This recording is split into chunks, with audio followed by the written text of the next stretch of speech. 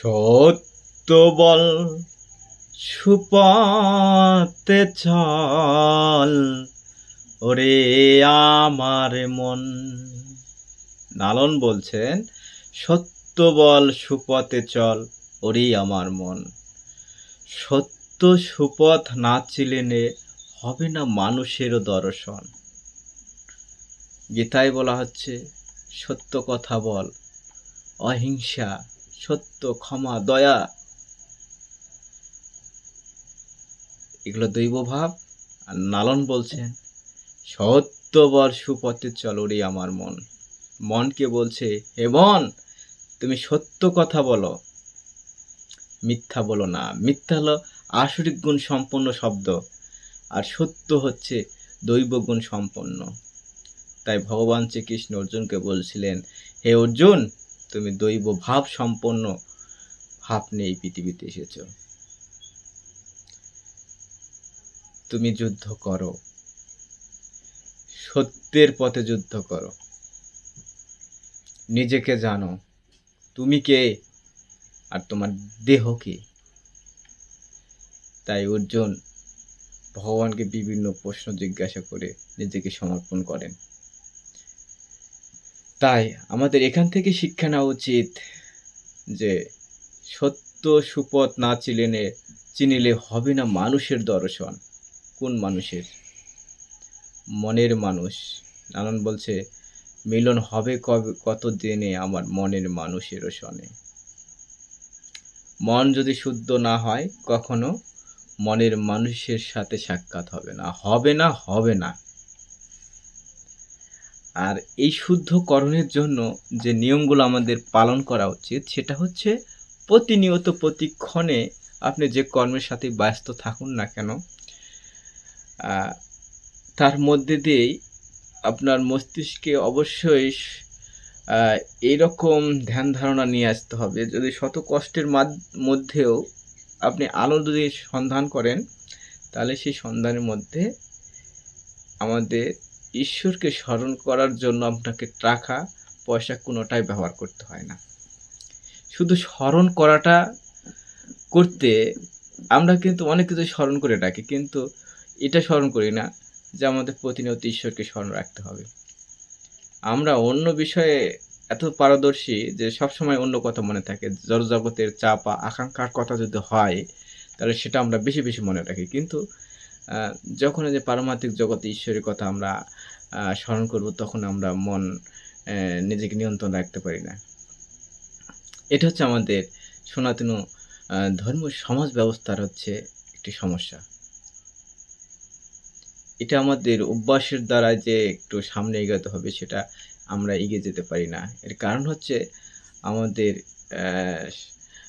যারা বড়, ভগবান শ্রীকৃষ্ণ কর্মযোগে বলছে যে, হে অর্জুন, আমি যদি কর্ম না করি তাহলে মানুষ উচ্ছনে চাইবে, আমাকে অনুসরণ করবে না। বড়রা যা কয় ছোটরা তা অনুসরণ করে। বড়রা যা করে ছোটরা তা অনুসরণ করে। তো আজকে সমাজে যারা গীতা পাঠ করে, ভাগবত পাঠ করে, তারা যদি ভুল পথ অবলম্বন করে ভুল পথের কথাবার্তা মানুষকে বলে এবং সত্য সুপথ বা সত্য কথা না বলে বা ধর্মের প্রকৃত বিষয়টা যদি না বলে, তাহলে সেখানে সেই অমৃত সম্পদ থাকে না। আর এ কারণে মানুষ কি, আমরা সনাতনী নিম্ন পথে নেমে আসতেছি যে বড়রাই তো ঠিকমতো ধর্মকর্ম করছে না, তে আমাদের মতো যুবকেরা কিভাবে সামনে এগিয়ে যাবে?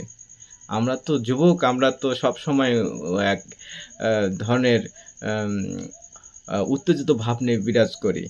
যেহেতু এটা একটা আধুনিক যুগ, ডিজিটাল যুগ। এই যুগে হাতে একটা ফোন, স্মার্টফোন, বিভিন্ন সোশ্যাল মিডিয়া, এগুলো একটা মায়াজাল। এগুলোর মধ্যেতে যুবকেরা আটকে থাকে। আর তারা তো একটু শিক্ষিত এখন বর্তমানে।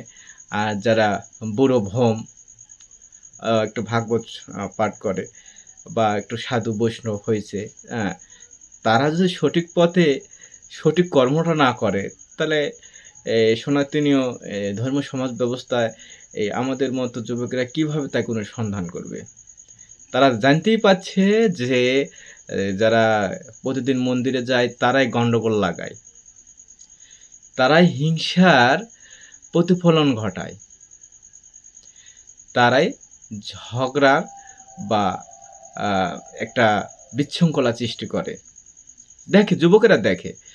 তারা কিভাবে সামনে এগিয়ে যাবে। তাই ভগবান শ্রীকৃষ্ণ অর্জুনকে বলছে, "হে অর্জুন, দেখো আমি কর্ম করি।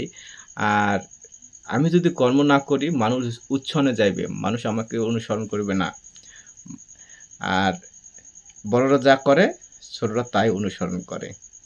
এখন কোনো ভাগবত বেত্তা বা গীতা পাঠক সে যদি ভুল পথে পা বাড়ায় বা কর্মই যদি না করে, ঠিকমতো যদি আ আশ্রমে না আসে বা গীতা পাঠ না করে, ভুলভাল বলে, তাহলে ছোটরা তাই তো করবে। কিংবা একজন গীতা পাঠক ভুলভাল বলে যাচ্ছে, অর্ধ সত্য জ্ঞান নিয়ে গীতা পাঠ করছে। এখন যারা শিক্ষিত জাতি তারা অল্পতেই বুঝতে পারছে যে সে ভুল বলছে। অথচ সে বলে যাচ্ছে, কেউ আ তার উপরে আঙ্গুল তুলে বলতে পারছে না, "এই তোমার ভুল হচ্ছে।" কারণ সে তো বড় এবং বুড়ো ভোম। তাহলে সে তাকে কিছু বলতে পারছে না। বিধায় তার কাছে, "আরে যাবোই না, আর আশ্রমে যাব না। আমি আজ থেকে আমার এই সোশ্যাল মিডিয়াই ভালো। যেখানে আমি আরো সুন্দর কথা শুনতে পাচ্ছি।" হরে কৃষ্ণ। এটা কি সঠিক না? স্বয়ং বিচার করবেন। আমার কথাগুলো স্বয়ং বিচার করবেন। হরে কৃষ্ণ।